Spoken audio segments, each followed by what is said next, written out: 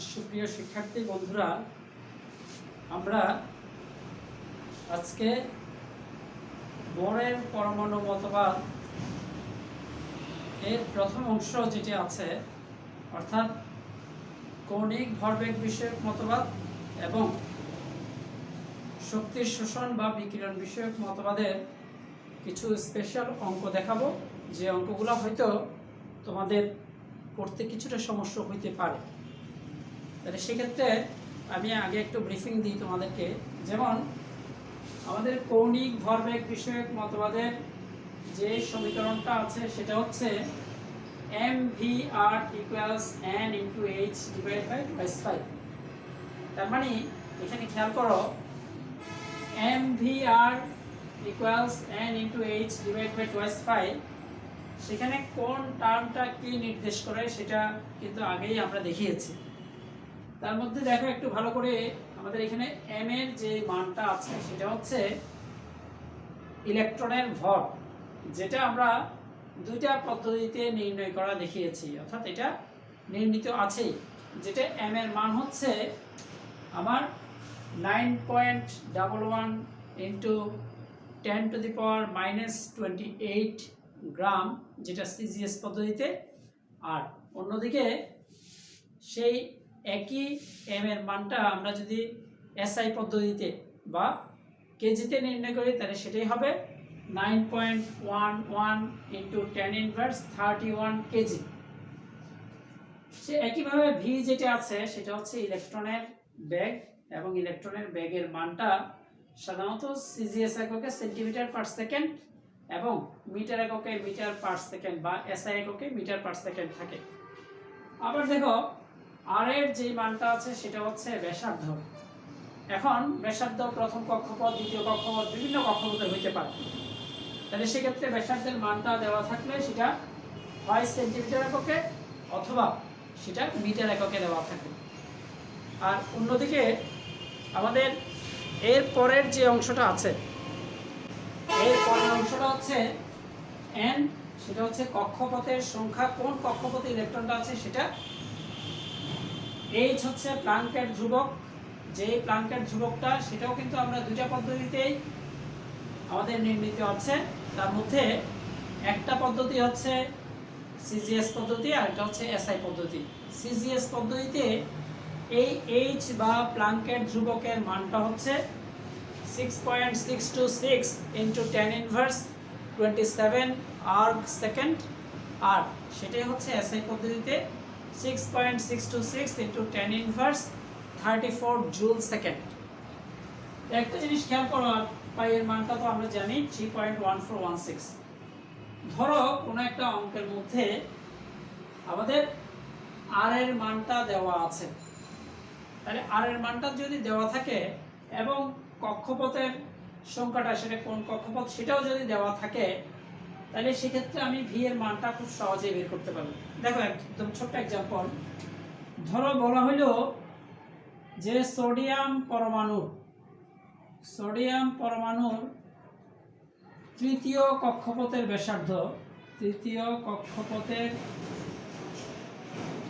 ব্যাসার্ধ, এটা দেওয়া আছে, ধরো 16 অ্যাংস্ট্রম দেওয়া আছে, 16 অ্যাংস্ট্রম, তৃতীয় কক্ষপথের ব্যাসার্ধ 16 অ্যাংস্ট্রম। তাহলে যদি হয়, তাহলে সেক্ষেত্রে ওই কক্ষপথে একটা ইলেকট্রনের বেগের মান কত, অর্থাৎ ভি সমান কত, সেটা আমরা বের করতে দিই। তাহলে দেখো সহজেই আমাদের এখানে সোডিয়াম পরমাণুর যেহেতু তৃতীয় কক্ষপথের ব্যাসার্ধ বলছে, তাহলে আমাদের এখানে n এর মানটা দেওয়া আছে 3, তারপরে যেহেতু ব্যাসার্ধের মান দেওয়া আছে, ব্যাসার্ধ r ইকুয়ালস 16 অ্যাংস্ট্রম।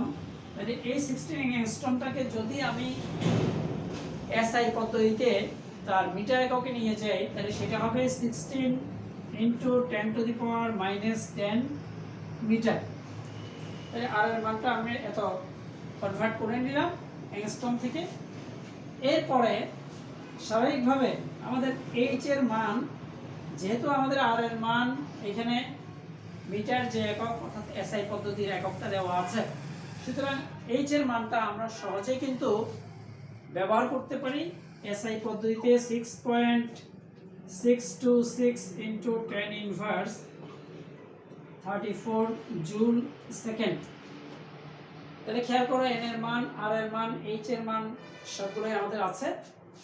আর আমরা তো জানি যে পাই এর মানটা 3.1416, আর এখানে m এর মান কিন্তু আমরা সবাই জানি m সমান 9.11 into 10 inverse 31 কেজি। এটা আমরা কেজি কেন নিলাম? কারণ আমাদের বাকি যেই মানগুলো আছে সেই মানগুলো কিন্তু এসআই পদ্ধতিতে আছে। এসআই সিস্টেম ইন্টারন্যাশনাল, বা সেটাকে ইন্টারন্যাশনাল সিস্টেম অফ ইউনিট বা আন্তর্জাতিক একক হিসেবে ধরা হয়, অথবা সেটা এমকেএস পদ্ধতিও বলা হয়। তাহলে সেই এককে আমাদের বাকি সবগুলো যেহেতু আছে, সুতরাং আমি এম এর মানটাও সেই কেজি এককে নিলাম। সুতরাং ভি এর মানটা আমরা এই সূত্রে বসিয়ে সেখানে পাইতে পারি, কারণ আমাদের এম এর মান দেওয়া আছে, আর এর মানও দেওয়া আছে, এন এর মান, এইচ এর মান, এমনকি পাই এর মান সবকিছু দেওয়া আছে। সুতরাং ভিটা কিন্তু খুব সহজেই বের করা যায়। অর্থাৎ আমি যদি এখানে কখনো ব্যাসার্ধ দেওয়া থাকে তাহলে সেক্ষেত্রে আমি ভি এর মানটা বের করতে পারবো। আর যদি ব্যাসার্ধ আমাদেরকে বের করতে বলে তখন কিন্তু আমার বাকি মানগুলো দেওয়া থাকলেও তখন ব্যাসার্ধ বের করতে বললে ভি এর মানটা কিন্তু দেওয়া থাকবে। যে যেমন ধরো সোডিয়াম পরমাণুর তৃতীয় কক্ষপথে একটা ইলেকট্রন এই ব্যাগে ঘুরছে, ধরো আমরা ধরলাম যে 680 মিটার পার সেকেন্ড এককে, মানে এই ব্যাগে ঘুরতেছে। তাহলে সেক্ষেত্রে আমাদের আর এর মানটা কত হবে সেটাও কিন্তু আমরা এই সূত্র প্রয়োগ করে পাইতে পারি। অর্থাৎ ভি দেওয়া থাকলে আর বের করতে হবে, আর দেওয়া থাকলে ভি বের করতে হবে। বাকি মানগুলো কিন্তু আমাদের সবগুলোই জানা। কিন্তু খেয়াল করো, আমাদের এমন প্রশ্ন আসতে পারে যখন আমার এই যে ভি এর মানটা যদি কিংবা আর এর মানটা যদি দেওয়া না থাকে, তাহলে সেক্ষেত্রে আমাদের কিভাবে সূত্র প্রয়োগ করব সেটার জন্য আমি পাশে 3টা সূত্র লিখেছি। তার মধ্যে একটা হচ্ছে কি, দেখো ধরো প্রশ্নটা আমি একটু তোমাদেরকে দেখাইতে চাই। প্রশ্নটা ধরো আমাদের এইভাবে হলো যে পটাশিয়াম পরমাণুর চতুর্থ কক্ষপথে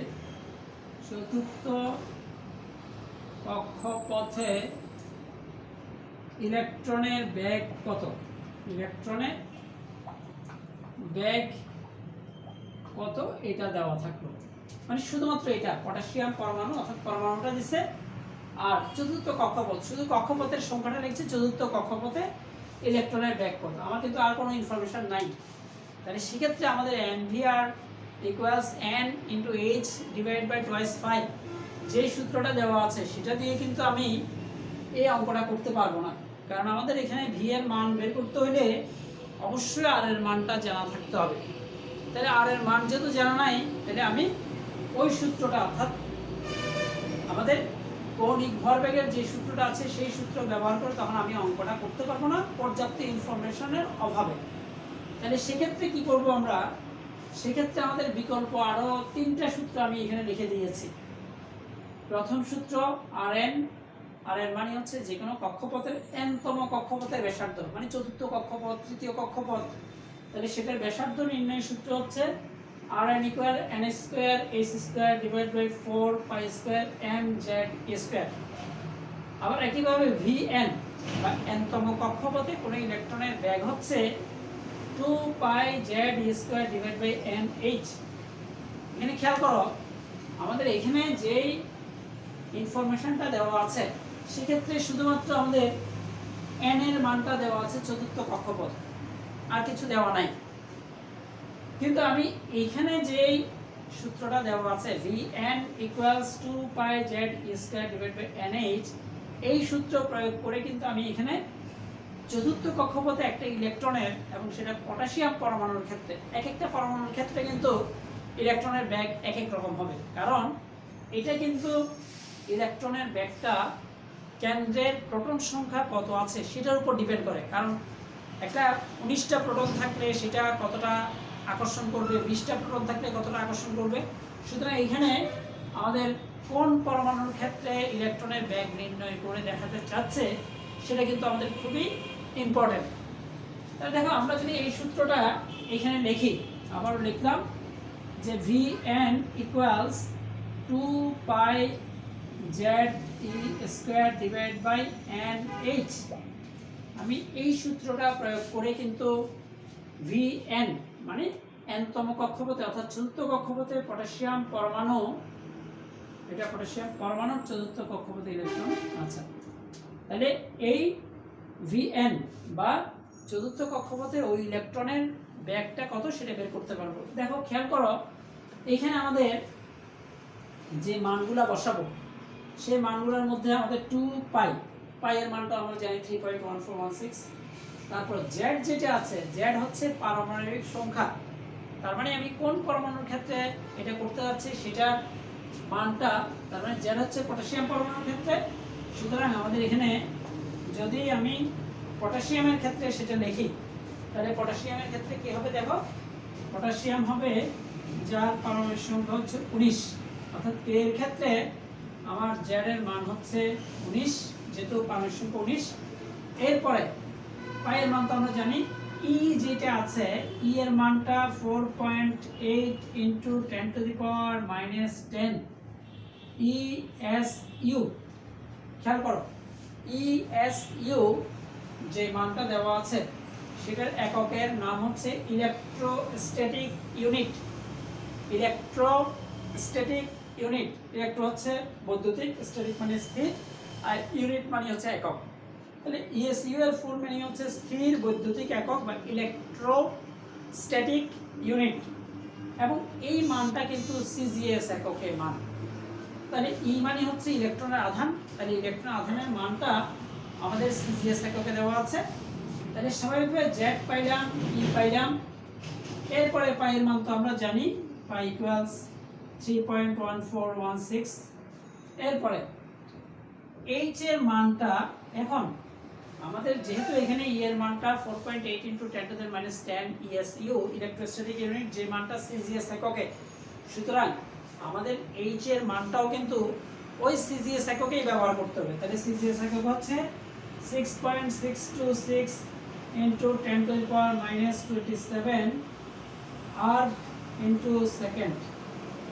ভালো করে খেয়াল করে দেখো, এইচ ইকুয়াল 6.626 ইন্টু 10⁻⁻27 আর সেকেন্ড। একটা জিনিস খেয়াল করো, আমাদের এখানে প্রত্যেকটা মান কিন্তু আমরা CGS এককে বসাচ্ছি, কারণ আমাদের এখানে ইলেকট্রন আধান যেটা আছে সেটা CGS এককে দেওয়া, এবং সেই CGS এককের সাথে মিল রেখে আমরা এইচ এর মানটা এই এককে বসালাম। তাহলে দেখো খুব স্বাভাবিকভাবে আমরা Vn নির্ণয় করতে হলে, তাহলে এখানে যদি মান বসাই 2 ইন্টু 3.1416 ইন্টু জেড হচ্ছে 19 ইন্টু ই হচ্ছে 4.8 ইন্টু 10⁻⁻10 এবং এইটা হোল স্কোয়ার, আর এন এর মান হচ্ছে 4 ইন্টু 6.626 ইন্টু 10⁻⁻27 আর্ক সেকেন্ড। এককগুলো আমি লিখলাম না। এখন দেখো, আমরা যেহেতু এখানে আর কোনো ইনফরমেশন কিন্তু আমাদের দরকার নাই, পরমাণুর পারমাণবিক সংখ্যা যেটা আছে জেড, সেই মানটা আমরা জানি, আর ই এর মান ইলেকট্রনের আধান যেটা সেটা 4.8 ইন্টু 10⁻10 ESU, যেটা হচ্ছে আমাদের CGS এককের মান। সুতরাং এইচ এর মানটা আমরা CGS এককে বের করলে অর্থাৎ বসাইলে, তাহলে সেক্ষেত্রে আমাদের Vn, V হচ্ছে এখানে ব্যাগ, ইলেকট্রনের ব্যাগ, অর্থাৎ চতুর্থ কক্ষপথে ইলেকট্রনের ব্যাগ কত হবে। তাহলে আমি যেহেতু সবগুলো একক CGS এককে বসাচ্ছি, সুতরাং V এর মানটাও আমাদের CGS এককে, অর্থাৎ সেটা ফাইনালি যে রেজাল্ট আসবে সেটার এককটা হবে সেন্টিমিটার পার সেকেন্ড। তাহলে সেন্টিমিটার পার সেকেন্ড এককেই মানটা আসবে। এখন তুমি যদি চিন্তা করো যে না আমি এটা V এর মানটা SI পদ্ধতিতে নির্ণয় করব, তাহলে SI পদ্ধতিতে নির্ণয় করতে গেলে এটাকে যদি আমি 100 দিয়ে ভাগ করি তাহলে সেটা হবে মিটার পার সেকেন্ড, কারণ আমরা জানি 1 মিটার সমান 100 সেন্টিমিটার। তাহলে সেক্ষেত্রে আমরা খুব সহজেই এটা বের করতে পারব। ক্লিয়ার? তাহলে আমরা সবসময় খেয়াল করব যে V যদি বের করতে বলে, সেক্ষেত্রে আমাদের এখানে যদি আর এর কোনো ইনফরমেশন দেওয়ার না থাকে, তাহলে সেক্ষেত্রে আমাদের সূত্রটা বের করব এটা এবং এই সূত্রটা বের করার সময়, এই সূত্র দিয়ে ভি এর মান বের করার সময় আমাদের ই বা ইলেকট্রনের আধান যেটা আছে সেটাকে আমরা সিজিএস এককে 4.8 ইন্টু 10 ইনভার্স 10 ইএসইউ ধরে তারপর অঙ্কটা করব। তাহলে মোটামুটি আমাদের ক্লিয়ার হয়েছে কিনা দেখো। এরপরে আমাদের যদি আরেকটা অঙ্ক এরকম দেয়, ধরো আমি এটাও মুছে দিয়ে আরেকটা প্রশ্ন লিখতেছি, দেখো সেটাও তোমরা বুঝবা। যদি বলা হয়, ধরো আমাদের বলা আছে কপার পরমাণুর তৃতীয় কক্ষপথের ব্যাসার্ধ কত? তৃতীয় কক্ষপথের ব্যাসার্ধ কত? তাহলে তৃতীয় কক্ষপথের ব্যাসার্ধ যদি বলতে চাই, তাহলে সেক্ষেত্রে একটা জিনিস খেয়াল করে দেখো, তৃতীয় কক্ষপথের ব্যাসার্ধ তার মানে এখানে আর এর মান বের করতে বলছে। আমরা যদি একটু করে চিন্তা করি যে আমাদের mvr equals n into h divide by twice 5 যেই সূত্রটা দেওয়া আছে, সেই সূত্রটা দিয়ে কিন্তু আমি এখানে আর এর মান বের করতে পারবো না, কারণ আমাদের m ফিক্সড জানা আছে ইলেকট্রনের ভর। কিন্তু ভি এর মান যদি আমি না বসাই, তাহলে ভি এর মান যদি না জানি তাহলে সেটা বের করতে পারি n h টোয়াইস 5 এগুলো জানা আছে, কিন্তু ভি এর মান নাই। সুতরাং আমি এই ইকুয়েশনটা বের করে মানে ব্যবহার করে এখানে ব্যাসার্ধ কত সেটা বের করতে পারবো না। কিন্তু আমাদের বিকল্প যে ব্যাসার্ধ নির্ণয়ের যে সূত্রটা আছে সেটা দেখো, একটু করে খেয়াল করলে বুঝবা। R N equals n square s square divide by 4 pi square m z e square. তাহলে এই সূত্রটা ইউজ করে কিন্তু আমি খুব সহজে বের করতে পারবো। তাহলে সেক্ষেত্রে আমি ক্যালকুলেশনটা তোমাদের জন্য রেখে দিই। আর এন তাহলে ইকুয়ালস হবে কিছুক্ষণ আগে যেটা বুঝেলাম, তাহলে n স্কয়ার s স্কয়ার। দেখো এই ক্ষেত্রে অর্থাৎ আমাদের যে ইকুয়েশনগুলোতে ই এর মান আছে বা ইলেকট্রনের আধান আছে, তাহলে সেই ক্ষেত্রে কিন্তু ইলেকট্রনের আধান থাকলেই ইলেকট্রনের আধানটা আমরা ব্যবহার করব ই equals 4.8 into 10 two the power minus 10 ESU, যেটা হচ্ছে সিজিএস পদ্ধতির একক। তাহলে আমার সেই মানটা যদি আমি এখানে ব্যবহার করি, আর এম জেড এগুলো সবগুলো আছে, তাহলে n স্কয়ার মান হচ্ছে, যেহেতু এটা তৃতীয় কক্ষপথ বলছে, তাহলে 3 স্কয়ার ইনটু এই ই এর মানটা, যেহেতু এখানে ইএসইউ যেই মানটা আছে সেটা হচ্ছে সিজিএস পদ্ধতির একক। সুতরাং আমার বাকি এককগুলো অবশ্যই সিজিএস এককে ব্যবহার করতে হবে। তাহলে আমার এখানে এইচ এর মান যেটা আছে সেটা হচ্ছে 6.626 into 10 inverse 27 8 second whole square. তাহলে এটা স্কয়ার, যেটা n স্কয়ার s স্কয়ার, আর নিচে যেটা আছে 4 ইনটু পাই স্কয়ার মানে 3.1416 whole square into m, m মানে ইলেকট্রনের ভর। যেহেতু আমরা আগেই বলছি এটা সিজিএস এককে ব্যবহার করব, তাই ইলেকট্রনের ভরও 9.11 into 10 two the power minus 28 gram into, তাহলে m এর মান পাইলাম। এবার z এর মান দেখো, z কপার পরমাণুর z এর মান হচ্ছে 29 ইনটু ওই যে আমাদের ই স্কয়ারের যে মানটা সেটা হবে 4.8 into 10 two the power minus 10 SU এবং সেটা স্কয়ার। তাহলে দেখো আমাদের মোটামুটি মানগুলো বসাইতে পারলে এরপরে ক্যালকুলেটর দিয়ে তোমরা নিজেরা করতে পারবে। তবে খেয়াল করবা, এটা ক্যালকুলেটরে করার সময় অবশ্যই আমাদেরকে দেখতে হবে যে উপরের মানটা বসানোর পরে ভাগ দিয়ে যখন আমি নিচের মানটা বসাবো, অবশ্যই এখানে ব্র্যাকেট দিয়ে তারপরে করতে হবে, না কিন্তু অঙ্কটা মিলবে না। তাহলে ফাইনালি আমরা যখন এখানে যেহেতু একক সবগুলো আমরা মিলিয়েই সিজিএস এককে বসিয়েছি, সুতরাং সেক্ষেত্রে আমাদের এইটার ব্যাসার্ধর এককটাও আমাদের অবশ্যই সেন্টিমিটার এককে আসবে, কারণ ব্যাসার্ধ সেন্টিমিটার অর্থাৎ ব্যাসার্ধের একক সেন্টিমিটার, সেটা সিজিএস পদ্ধতিতে। সুতরাং সিজিএস পদ্ধতিতে সেন্টিমিটার আসলে এরপরে যদি তুমি তোমার মনের মতো করে চাও যে না আমি আর এন যেটা আছে অর্থাৎ ব্যাসার্ধের মানটা আমরা এসআই পদ্ধতিতে ব্যবহার করব, তাহলে খুব সহজেই আমরা এসআই পদ্ধতিতে সেটা ব্যবহার করতে পারবো। আর আমাদের আরেকটা আছে, যদি সরাসরি বলে যে কপার পরমাণুর তৃতীয় কক্ষপথে একটি ইলেকট্রনের শক্তি কত, তাহলে শক্তির জন্য আমাদের যে ইএন যে মানটা আছে সেটা equals minus 2 pi square M Z E to the power 4 divide by N square S square. অর্থাৎ এখানেও আমাদের ওই যে ই এর যে টার্মটা আছে আধান বা চার্জ ইলেকট্রন আধানের মানটা, তাহলে আমরা 4.8 into 10 two the power minus 10 ইএসইও, সেটা হচ্ছে সিজিএস পদ্ধতিতে। সুতরাং ওই মানটা ব্যবহার করলে আমার বাকি মানগুলো সিজিএস পদ্ধতিতে যে মান আছে, তাহলে এইচ এর মান 6.626 ইন্টু 10 ইনভার্স 27 আর্ক সেকেন্ড, ওই মানটাই ব্যবহার করতে হবে। একইভাবে এম এর মান যেটা আছে, এম মানে হচ্ছে এখানে ইলেকট্রনের ভর, সেটা হচ্ছে 3.11 ইন্টু 10 ইনভার্স 28 গ্রাম, ওই মানটাই ব্যবহার করতে হবে। সুতরাং ওই মানগুলো ব্যবহার করে ইএন বা তৃতীয় কক্ষপথে ইলেকট্রন শক্তির মানটা, এবং সেটার মানে আগে কিন্তু একটা মাইনাস আছে, শক্তির মানটা একটু দেখে নেবা। সেটা হচ্ছে শক্তির মানের আগে এখানে মাইনাস দিতে হবে, কারণ সেখানে স্থিতিশক্তি গতিশক্তি যখন একসাথে যোগ করা হবে তখন মোট শক্তির মানের আগে অবশ্যই মাইনাস রেজাল্টটা আসবে। সুতরাং এইভাবে আমরা কোনো একটা ইকুয়েশান, অর্থাৎ আমরা প্রিভিয়াস যে ইকুয়েশান নিয়ে আলোচনা করেছি, অর্থাৎ MVR equals NH divide by twice 5, সেই সূত্র ছাড়াও আমাদের পাশের সূত্রগুলো একটু মেমোরিতে রাখবো। সুতরাং এইখান থেকে আমরা ওই কক্ষপথে, নির্দিষ্ট কক্ষপথে নির্দিষ্ট পরমাণুর জন্য ব্যাসার্ধ কত বা বেগের মান কত অথবা শক্তির মান কত, সেই তিনটাই আমরা বের করতে পারবো। তাহলে তোমরা অন্ততপক্ষে প্রত্যেকটা বইয়ের বিভিন্ন যে অঙ্কগুলো আছে, অনুশীলনীতে বলো, উদাহরণ বলো, প্রত্যেকটা সিরিয়ালি করে নিবা। তাহলে যেখানেই প্রবলেমে পড়বা সেটা আমার সাথে ডিসকাস করবা।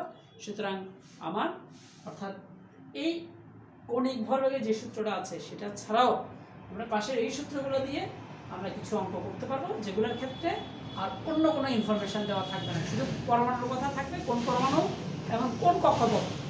তাহলে কক্ষপথ এবং পরমাণুর কথা দেওয়া থাকলেই সেক্ষেত্রে আমি ব্যাসার্ধ বের করতে পারি, ওই কক্ষপথে ইলেকট্রনের ব্যাগ বের করতে পারি, এবং ওই কক্ষপথে ইলেকট্রনের শক্তিগত সেটা বের করতে পারি। তো আমাদের আজকে এই পর্যন্তই। তারপরে কোনো যদি সমস্যা থাকে সেটা নিয়ে আমার সাথে ডিসকাস করুন। ওকে, তাহলে বেস্ট অফ লাক।